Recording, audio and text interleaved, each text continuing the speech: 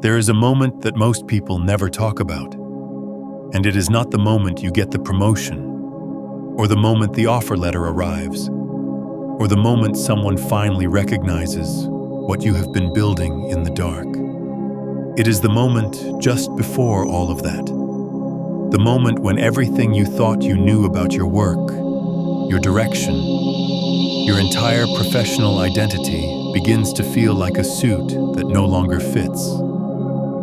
Not because something went wrong, but because something inside you went right. And that rightness, that quiet, disorienting expansion, is the very thing your career has been waiting for, even as every part of your conditioned mind is screaming that something is falling apart. What if the breakthrough you have been chasing is not an event that happens to you, but a phase transition that happens within you? What if the career shift you are about to experience has less to do with the external market, the economy, the algorithm, the hiring manager, and almost everything to do with a change in the field of your own coherence? Because here is what nobody in the professional development world seems willing to say plainly. The outer structure of your career is not a container you climb into. It is a projection you are emitting. And when the projector changes, the image on the wall has no choice but to change with it. Stay with me.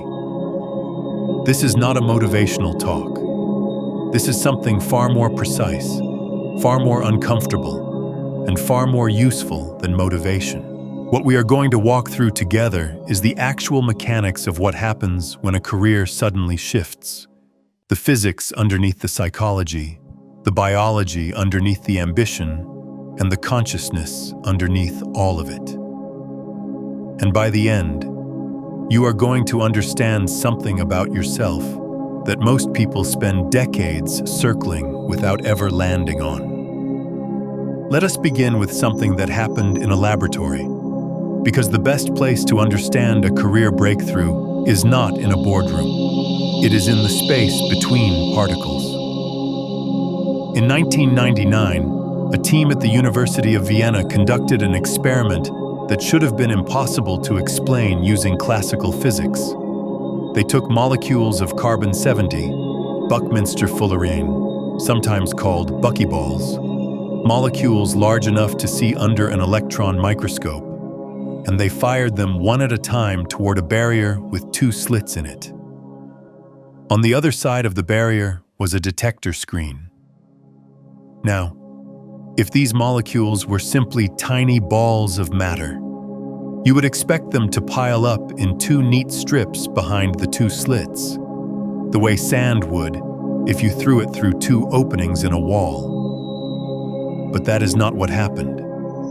The molecules formed an interference pattern, bands of light and dark, peaks and valleys, the signature of a wave passing through both slits simultaneously and interfering with itself on the other side. A single molecule, fired alone, with no other molecule to interact with, was behaving as though it existed in multiple places at once, as though it passed through both openings at the same time. But here is where it gets truly strange. When the researchers set up a detector at the slits to observe which opening each molecule actually went through, the interference pattern vanished.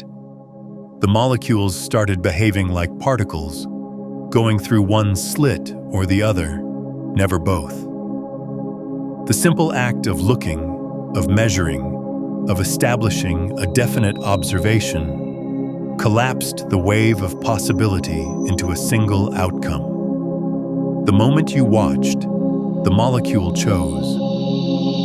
This is not a metaphor I am stretching to fit your career. This is the actual structure of reality at its most fundamental level, and it has everything to do with why your professional life is about to change. Because you have been living inside an interference pattern of possibility, and you did not know it. You have been a wave of potential career trajectories, all superimposed on one another, all coexisting in a field of probability.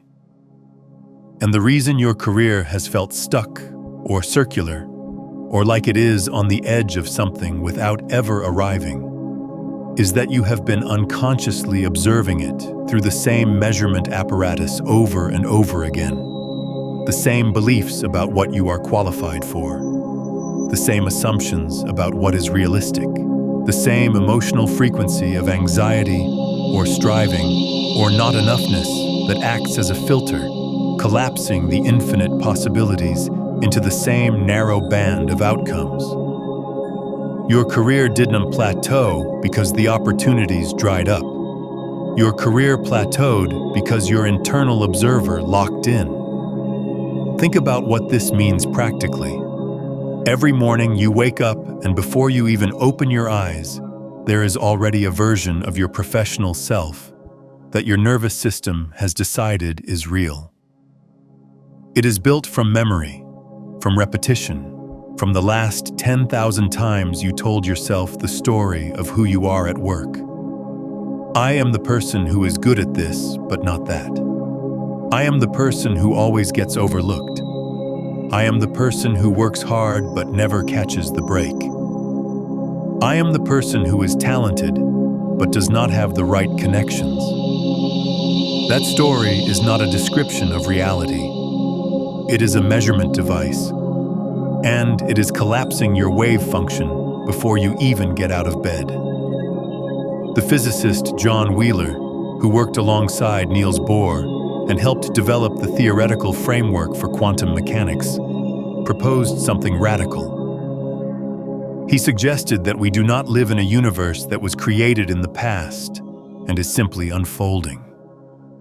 He called it a participatory universe, one in which the act of observation, the act of conscious participation, actually reaches back and shapes what has already happened. His delayed choice experiment, later confirmed in laboratories, showed that a decision made now about how to measure a photon could determine the path that photon had taken in the past. Not influence it, determine it. As though the present moment has the power to retroactively author the history that led to it. Sit with that for a moment. If the present observation can shape the past trajectory, then the version of your career history that you carry around with you, the narrative of setbacks and missed chances and wrong turns, is not fixed. It is being actively selected by the way you are observing it right now. Change the observer, and the history reorganizes. Not in some magical, delusional way. In the way that a different frame reveals different data. The same set of events, seen through a new coherence, suddenly tells a completely different story. The failure becomes the pivot. The rejection becomes the redirection. The years of wandering become the preparation for something that could not have been reached any other way. This is not positive thinking. Positive thinking is a surface strategy that tries to paint new colors over the same measurement device. What I am describing is a change in the measurement device itself, a change in the structure of the observer, and that is a fundamentally different thing. There is a reason some people shift their reality quickly, and others do the work for years and stay stuck. It is not what you think. There is something underneath all of it, quietly running the show. I am hosting a free live transmission where I walk you through exactly what that is and how to finally shift it at the root. The link to register is in the description below. Save your seat. The moment you see this, you will understand why you could not see it before. If this is landing for you, if something in these words is clicking into place, take a moment to hit that like button and subscribe to the channel so you do not miss what comes next. So let us talk about what the measurement device actually is, because until you understand its components, you cannot change it. Your internal observer, the apparatus that collapses your career possibilities into specific outcomes, is built from 3 layers. The first is cognitive. It is the set of beliefs you hold about work, success, money, talent, and your place in the hierarchy. These beliefs are not abstract. They are neurological. Every belief you hold has a corresponding neural network, a physical architecture in your brain that fires in a specific pattern every time that belief is activated. And here is what neuroscience has shown us about neural networks. They do not care about truth. They care about repetition. A belief you have repeated 10,000 times has a superhighway of neural connections supporting it, while a new possibility, no matter how true, has nothing but a dirt path. Your brain will default to the superhighway every single time, not because the old belief is correct, but because it is efficient. The brain is an energy conservation machine. It will choose the familiar over the accurate without hesitation. The second layer is emotional. Beneath every belief is a feeling, and that feeling is not just psychological, it is biochemical. When you believe that success is hard, that you have to struggle to earn your place, that the world is competitive and scarce, your body produces a specific cocktail of stress hormones: cortisol, adrenaline, norepinephrine. These chemicals do not just make you feel anxious, they literally narrow your perceptual field. Research in effective neuroscience has demonstrated that stress hormones reduce activity in the prefrontal cortex, the part of the brain responsible for creativity, pattern recognition, and the ability to see novel solutions. At the same time, they increase activity in the amygdala, the threat detection center, which makes you hypervigilant to danger and blind to opportunity. You are not imagining that you cannot see a way forward when you are stressed. You physiologically cannot see it. The chemistry of fear literally blinds you to the very openings that would change everything. The third layer is somatic. It lives in your body, in the tension you carry in your jaw when you think about Monday morning, in the shallow breath that starts the moment you open your work email, in the knot between your shoulder blades that has been there so long you forgot it was not normal. Your body is not a passive vehicle that carries your mind to the office. Your body is a tuning instrument. It is broadcasting a frequency, and that frequency is interacting with the field of possibility around you in ways that are far more concrete than you might expect. There is a concept in physics called resonance. When two oscillating systems share a frequency, they begin to exchange energy. A tuning fork struck in a room full of tuning forks will cause every fork tuned to the same frequency to begin vibrating, while forks tuned to different frequencies remain still. Your body, your nervous system, your habitual emotional state is a tuning fork. And the opportunities, connections, ideas, and breakthroughs that can reach you are the ones that match your frequency. Not because the universe is mystically sorting things for you, but because your perceptual system, your attention, your pattern recognition, your capacity to notice and respond is literally tuned to a specific bandwidth. If your bandwidth is anxiety and scarcity, you will perceive a world full of threats and limitations. If your bandwidth shifts to coherence and creative engagement, you will perceive openings that were there the entire time but were invisible to your previous tuning. This is the mechanism underneath the career breakthrough. It is not that the external world suddenly decides to reward you. It is that your internal instrument recalibrates.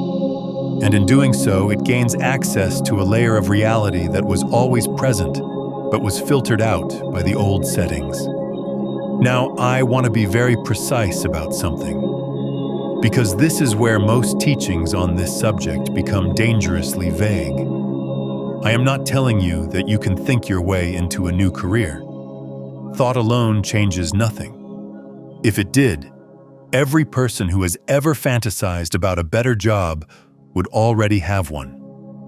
The shift I am describing is not cognitive. It is not about affirmations or vision boards or writing your goals in the present tense. Those are all activities of the conscious mind, and the conscious mind controls roughly 5% of your behavior. The other 95% is run by the subconscious, which is another way of saying it is run by the body, by the nervous system, by the accumulated emotional residue of every experience you have ever had. So the real question is not what do you think about your career? The real question is, what does your body believe about your career? And those are two very different things. I want to pause here and ask you something. What is the story your body has been telling about your career?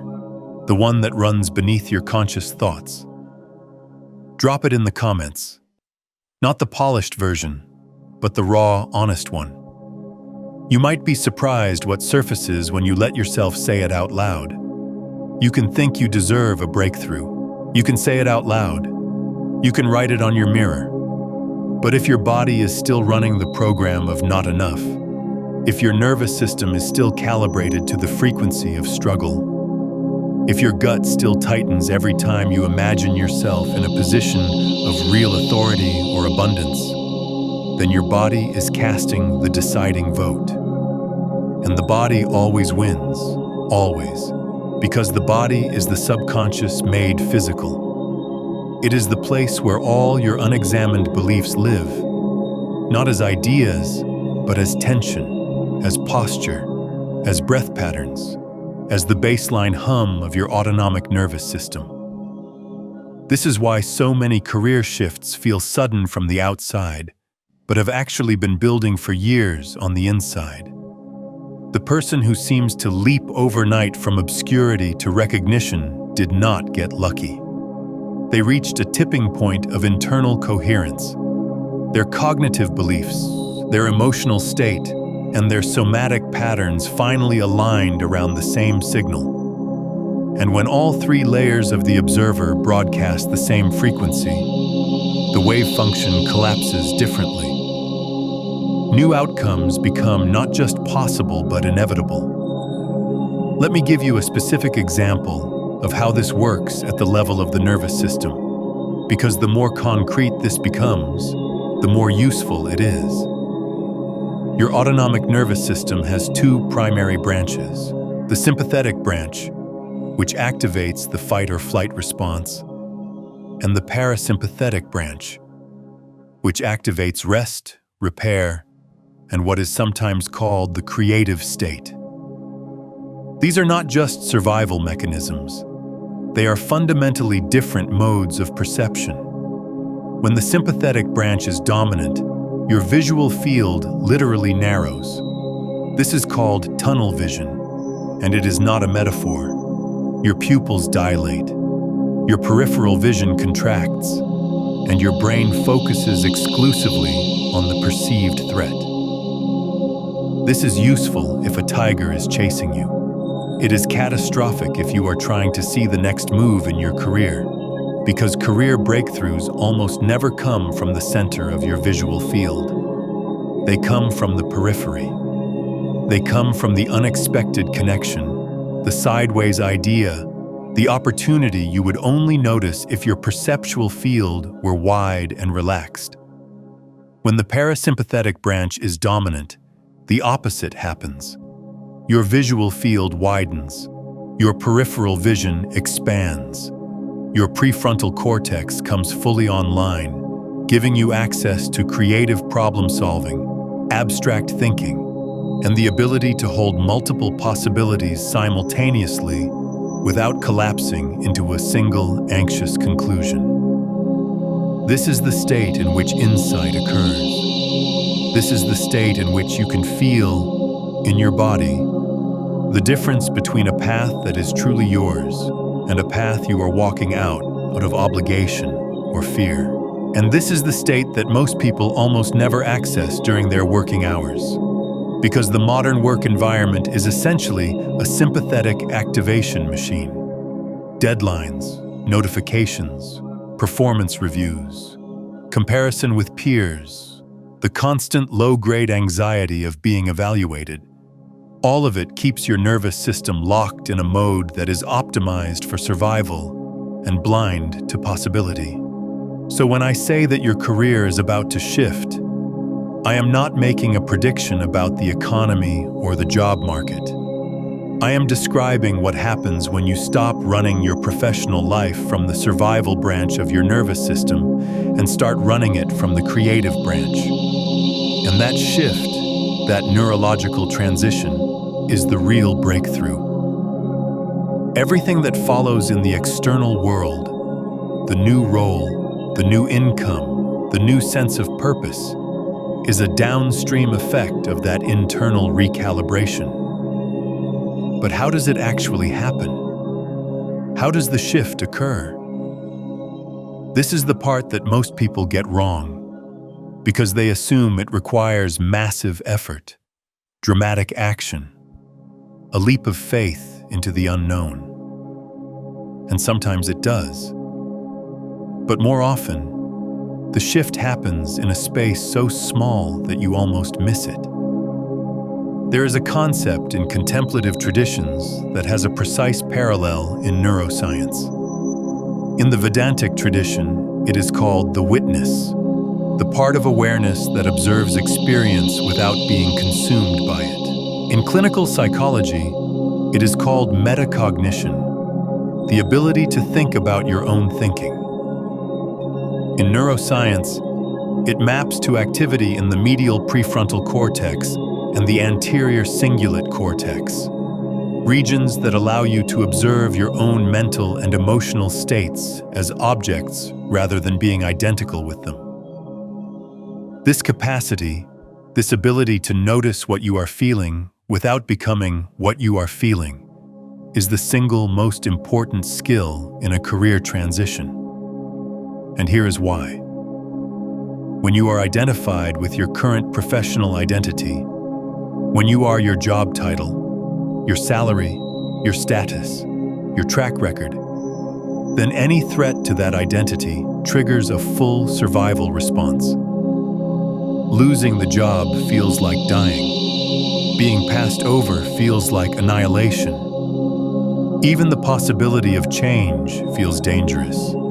Because change means the death of the self you know, and the nervous system cannot distinguish between the death of an identity and the death of the body. It responds to both with the same cascade of stress hormones, the same narrowing of perception, the same desperate clinging to the familiar. But when you develop the capacity to witness your professional identity rather than be it, something extraordinary happens. You can feel the fear of change without being controlled by it. You can notice the old story playing, "I am not ready, I am not qualified, I do not deserve this," without believing it. You can hold the discomfort of not knowing what comes next without collapsing back into the old pattern just to make the discomfort stop.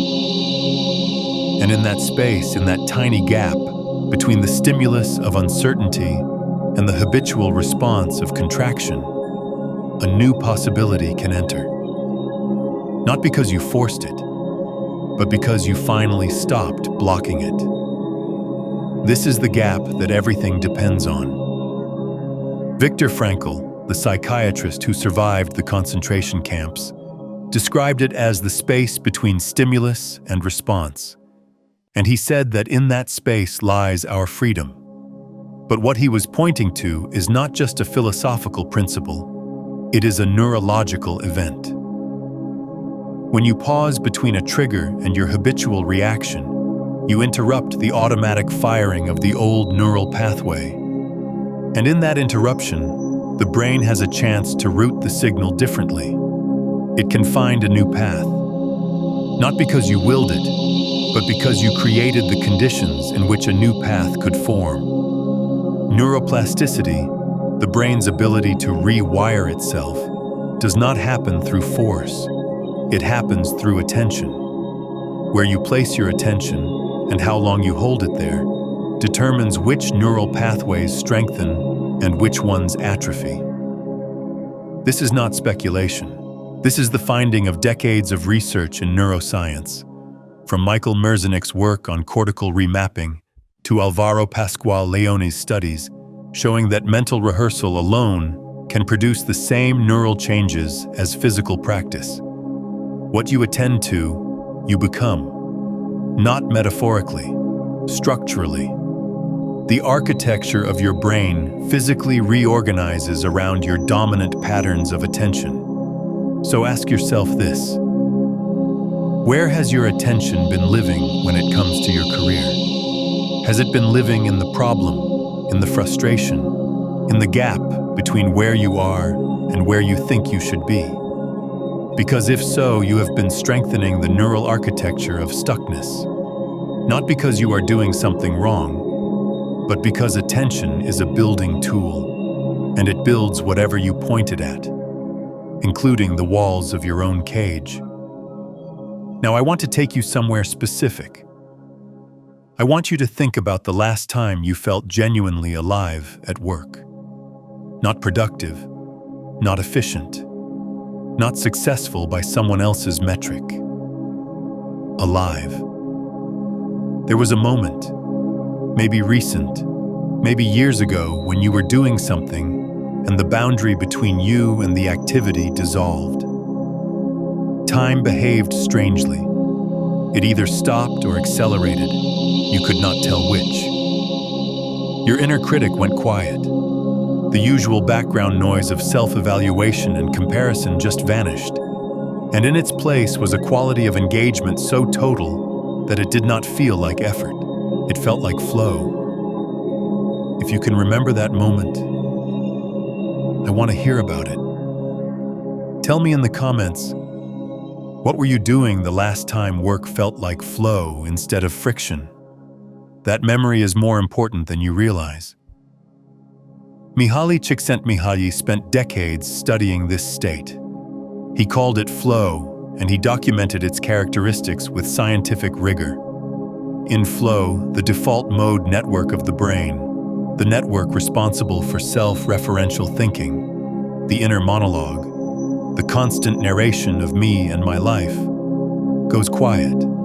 Activity in the dorsolateral prefrontal cortex, the region associated with self-monitoring and inner criticism, decreases. Meanwhile, the brain releases a cascade of neurochemicals, dopamine, norepinephrine, endorphins, anandamide, serotonin, that enhance pattern recognition, lateral thinking, and the ability to link disparate ideas into novel combinations. In flow, you are not just working better, you are perceiving differently. The filter that normally stands between you and reality thins, and you gain access to information and connections that are invisible in your ordinary state. Here is what matters about this for your career. Flow is not random. It is not luck. It is a signal. It is your nervous system telling you that the activity you are engaged in matches the frequency of your actual capacity.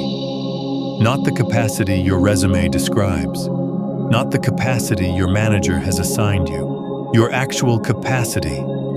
The one that exists beneath the layers of conditioning and compromise and playing small. When you feel flow, you are feeling the resonance between what you are doing and what you are for.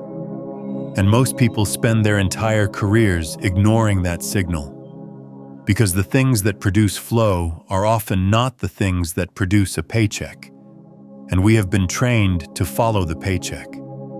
But here is the paradox, and this is the part that changes everything. The research on high performance consistently shows that the people who achieve the most remarkable career breakthroughs are not the ones who optimized for external reward. They are the ones who followed the signal of engagement, of aliveness, of flow, even when it did not make sense on paper. Not because they were reckless, but because they understood, consciously or intuitively, that the state of flow is not just a pleasant experience. It is an access point. It is the state in which your nervous system is most coherent, your perception is most open, and your capacity to recognize and act on genuine opportunity is at its peak. The career breakthrough does not come from working harder in a state of stress. It comes from finding the frequency of coherence and letting your work reorganize around it. And this is where most people encounter the deepest resistance, because finding that frequency often means letting go of the career identity you have spent years building. It means admitting that the path you have been on, the one that looked right, the one that earned approval, the one that made logical sense, might not be your path. And that admission feels like failure. It feels like waste. It feels like all those years were for nothing. But remember what we said about Wheeler's delayed choice experiment. The present observation reshapes the past trajectory. The years you think were wasted are not wasted. They are the preparation for something you could not have seen from inside the old frame. Every skill you developed, every difficult person you learned to navigate, every system you mastered, every failure you survived, all of it becomes material for the new thing, but only if you stop seeing it through the lens of the old identity. Only if you allow the wave function to collapse in a new way. There is a phenomenon in chemistry called a phase transition. Water does not gradually become ice. It remains liquid, liquid, liquid, and then at a precise temperature, the entire molecular structure reorganizes simultaneously. One moment it is water, the next moment it is ice. The same molecules, the same hydrogen and oxygen, but arranged in a fundamentally different pattern. The substance did not change. The structure changed. And the transition happened not gradually, but all at once, at a critical threshold. Your career works the same way. The internal shifts you have been making, the small awarenesses, the quiet discomforts, the growing sense that something does not fit. These are not random. They are the temperature dropping. They are the system approaching its critical threshold. And when it hits that threshold, the reorganization will not be gradual. It will be sudden. Not because something dramatic happened externally, but because the internal structure reached the point where the old arrangement could no longer hold, and the new one crystallized in an instant. This is what people mean when they say it happened overnight. It did not happen overnight. It was building for years. But the visible shift, the external reorganization, the moment the world rearranges to match the new internal pattern, that part is sudden. And if you are feeling right now like you are on the edge of something, like the ground is shifting, like the old certainties are dissolving, then you are not breaking down. You are approaching the phase transition. The discomfort you feel is the molecular structure loosening its grip, making room for a new arrangement that you cannot yet see, but that is already forming in the field of your own coherence. If you are ready to understand the complete system behind what we have been exploring, listen closely. Have you spent years chasing manifestation, visualizing, affirming, raising your vibration, only to watch the same patterns repeat? Every traditional method assumes the same thing, that you are separate from what you want. That separation was never real. You were chasing a signal you were already broadcasting. Beyond the frequencies, a quantum guide to consciousness mastery walks through all 9 frequencies, from the dense transmissions trapping you through the ascending currents, to the master frequencies where consciousness becomes the field. Every method you tried sent a signal outward. This one tunes the signal you already are. Every day you delay, your nervous system broadcasts the same old signal, and breaking free gets harder. So move on it tonight. The link is in the pinned comment below. Now back to the phase transition unfolding within you. Let me tell you about something that happens in the body during a phase transition, because your body is going to be your most reliable guide through this. When the nervous system is in the process of shifting from one dominant pattern to another, there is a period of increased variability. Heart rate variability, the measure of the variation in time between heartbeats, actually increases during transitions. This is counterintuitive. You might expect that a system in transition would become more rigid, more controlled. But the opposite is true. A system approaching a new order first passes through increased disorder. The old rhythm breaks down before the new rhythm establishes itself.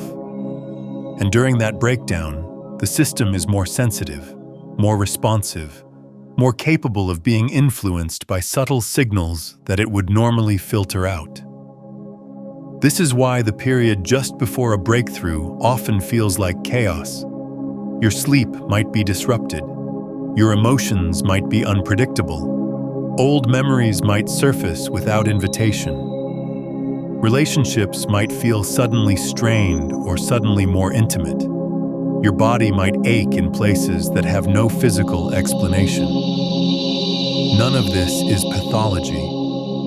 All of it is the signature of a system in transition. A system that is temporarily more open, more permeable, more available to reorganization than it has been in years. And this is precisely the moment when most people make the critical mistake. They feel the chaos, they interpret it as something going wrong, and they reach for the nearest source of stability, which is almost always the old pattern. They go back to the job they were about to leave. They abandon the project that was starting to come alive.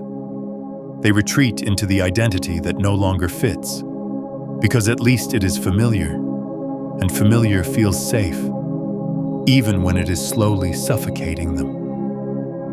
Do not do this. Not now. Not when you are this close.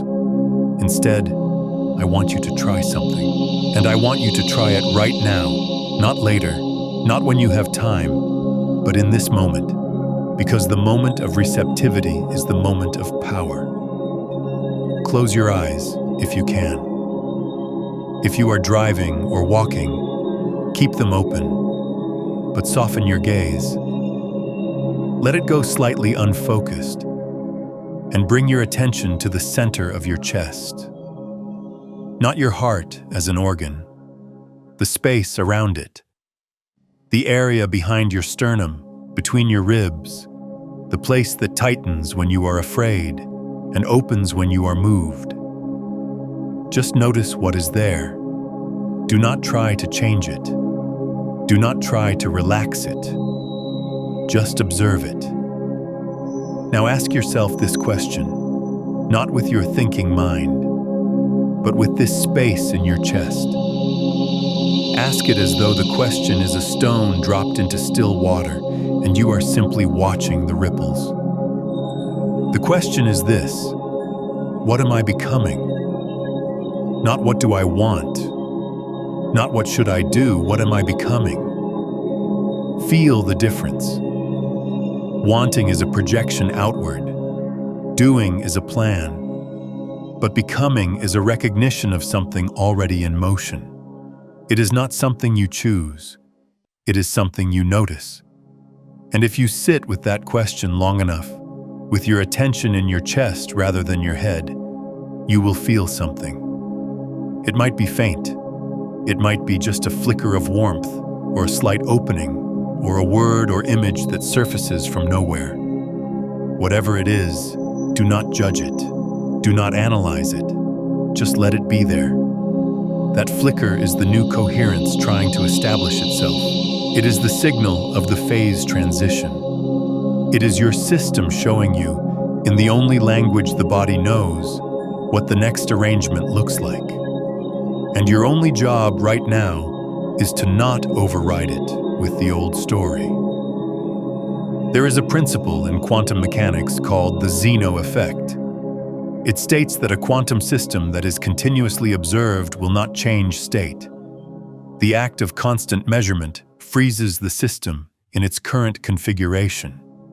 It is as though the universe is saying, if you keep staring at what is will persist. But the moment you release the observation, the moment you stop fixating on the current state, the system is free to evolve. Apply this to your career. If you are constantly monitoring your current situation, constantly measuring where you are against where you think you should be, constantly checking for signs of progress or failure, you are applying the quantum Zeno effect to your own life. You are freezing yourself in place through the sheer intensity of your observation. The breakthrough requires a different quality of attention. Not the anxious, grasping attention of someone trying to force a result, but the open, receptive attention of someone who has planted a seed and trusts the soil. This is not passivity. This is the most active thing you can do, because it requires you to override every conditioned impulse that says you must control, you must plan, you must know the outcome before you begin. It requires you to hold the uncertainty without collapsing it, to be the wave, not the particle, to exist in superposition, in the state of multiple possibilities, without forcing a premature measurement. And when you can do this, when you can hold the not knowing with your nervous system in a state of coherent openness rather than anxious contraction, something remarkable happens. The right next step appears. Not because you figured it out, but because you became available to it. You tuned your instrument to the frequency at which that information was already broadcasting, and suddenly you could hear it. I want to return to something I said earlier, because it is the linchpin of everything. Your career is not a container you climb into. It is a projection you are emitting. This means that the breakthrough is not something you go out and get. It is something you become, and then the external world rearranges to match. This is not magical thinking. This is the logic of complex adaptive systems. In any complex system, whether it is an ecosystem, a market, a social network, or a career, the behavior of the whole is determined by the relationships between the parts, not by any single part in isolation. And the relationships between the parts are governed by the signals they exchange. Change the signal, and you change the relationships. Change the relationships, and you change the behavior of the entire system. You are a node in a vast network of professional relationships, opportunities, ideas, and resources. The signal you broadcast, through your energy, your attention, your emotional state, your quality of presence, determines which other nodes in the network respond to you.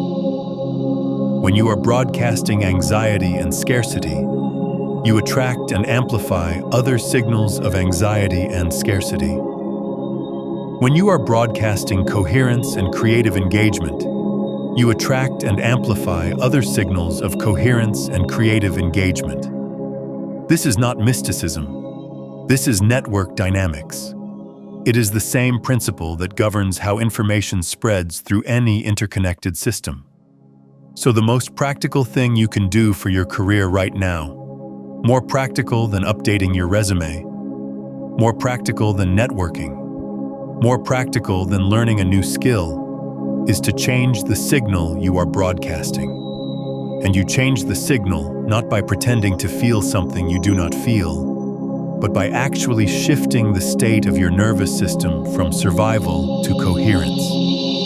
Here is a specific way to do this, drawn from the research on heart-brain coherence conducted at the HeartMath Institute. When you deliberately shift your breathing to a slow, rhythmic pattern, approximately 5 to 6 seconds on the inhale and 5 to 6 seconds on the exhale, and you simultaneously bring your attention to the area of your heart while generating a feeling of genuine appreciation, gratitude, or care. The rhythm of your heart shifts into a measurable state of coherence. The beat-to-beat intervals become smooth and ordered, forming a sine wave-like pattern that is distinctly different from the jagged, irregular pattern of a stressed heart. And here is the part that matters. When the heart enters coherence, it sends a cascade of neural signals to the brain via the vagus nerve that literally change the way the brain processes information. The prefrontal cortex comes online. The amygdala quiets. Perception widens. Creative capacity increases. You do not just feel better, you perceive differently. You become a different observer. And a different observer collapses a different wave function. This is the practice I want you to take with you. Not as a one-time exercise, but as a daily recalibration. Before you begin your work each day, before you open the laptop, before you check the messages, take 3 minutes. Breathe at that slow rhythm. Bring your attention to your heart. And generate, not think about, but actually feel, a genuine sense of appreciation for something in your life.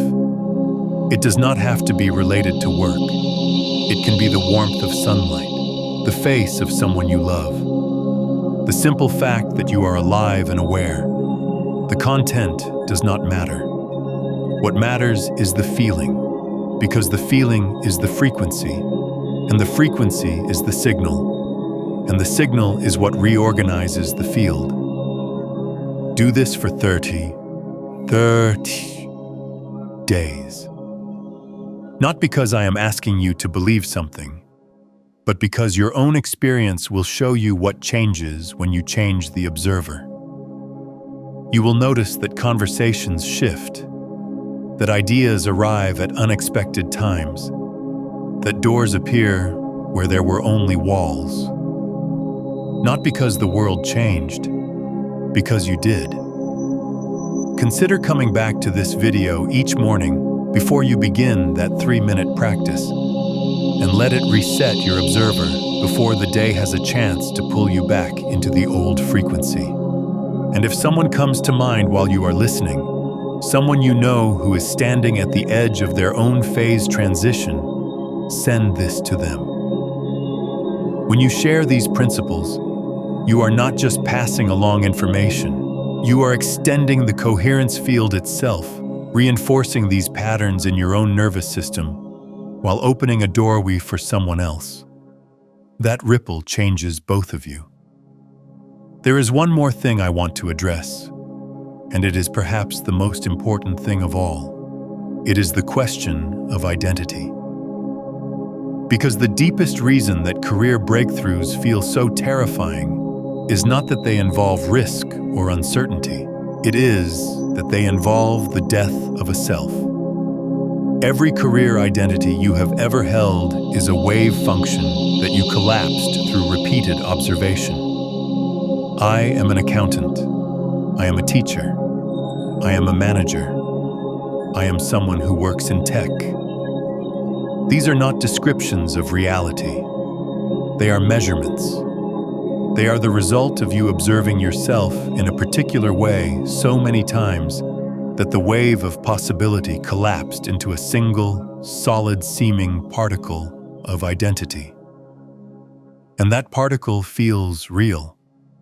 It feels like you. So when life begins to dissolve it, when the career that defined you starts to crack, it does not feel like a career change. It feels like an existential crisis. Because at the deepest level, you do not know who you are without it. But here is what the mystics and the physicists agree on, and it is the most liberating truth you will ever encounter. You are not the particle. You are the wave. You are not the collapsed identity. You are the field of possibility from which all identities arise. The you that exists before you decide who you are.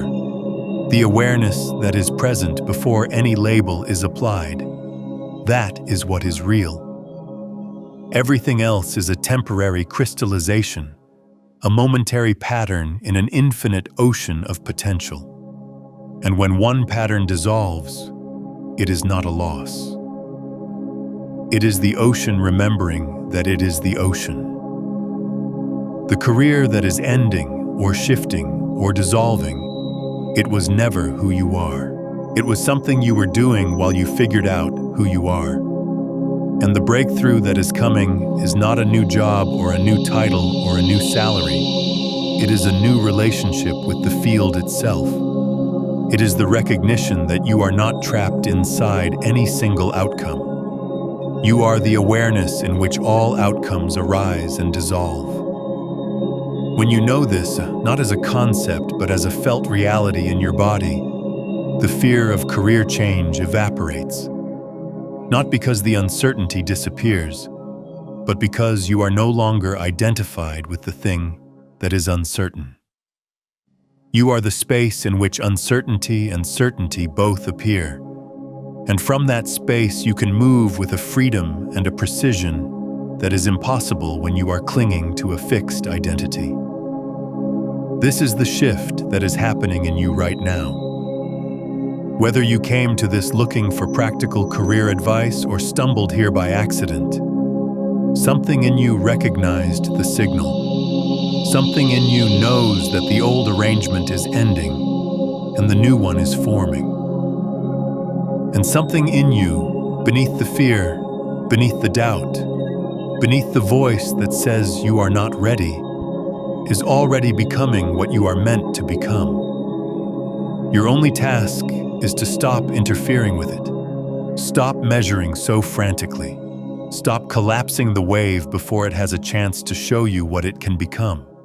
Stop observing yourself through the old instrument and start trusting the intelligence of the transition itself. The same intelligence that turns a seed into a forest, that turns a caterpillar into something with wings, that turns the chaos of a phase transition into a new and more beautiful order. The career breakthrough is not ahead of you. It is not something you need to chase or earn or deserve. It is the natural result of what happens when you stop blocking it.